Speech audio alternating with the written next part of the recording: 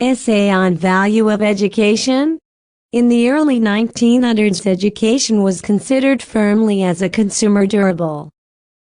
That is, most of the people acquired an education just for their personal satisfaction or enjoyment and intellectual pursuits over their lifetime.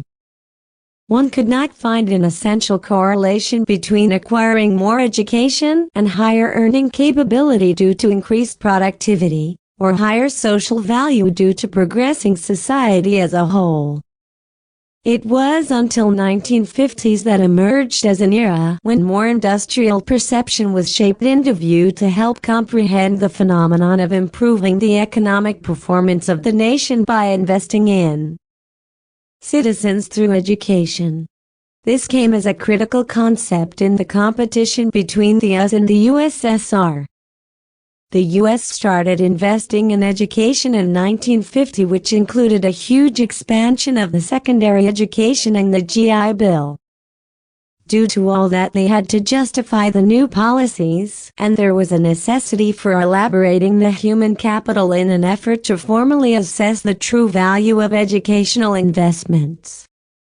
The educational investment has been made to grow to over 6% of GNP in many countries over the last 50 years. Educational must return some sort of financial gains in order for it to have any value outside of being simply a consumer durable. The theory of human capital implies the same fact by stating that if you invest in human capital, you will get value back in the form increased productivity. We will consider this increased productivity in three domains: the individual, business, and society. On an individual basis, does a person acquire value from an education? It is evidently shown in statistics that people that complete higher levels of education tend to earn higher salaries than people that have only completed secondary school. While it is arguable whether the investment in higher degrees for individuals is worth the total costs income foregone, tuition, it is not arguable that a person has augmented their individual financial productivity. The increased level of education lets the person to earn more money in less time as compared to the person who has completed a lower level of education. By definition, this is increased productivity on an individual basis. On macro scale of primary versus secondary versus university versus graduate, this theory seems very clear, and it may have less steady dynamics at more micro standards. For example, it could be very conceivable for MBAs to earn more as compared to those who have completed PhDs.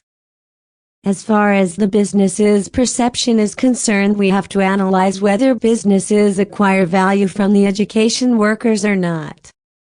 There are many productivity studies that have been done on workers, and the survey proves that educated workers are more productive than illiterate ones, even in a type of business where literacy doesn't seem critical for the completion of tasks.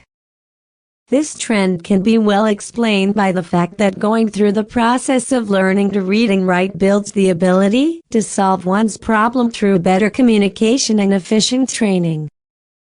To other workers, businesses also show that they give more value to the educated workers simply because they have been willing to them higher wages than less educated workers over a long period of time. Subscribe my channel English Essay by Alexandra Daddario.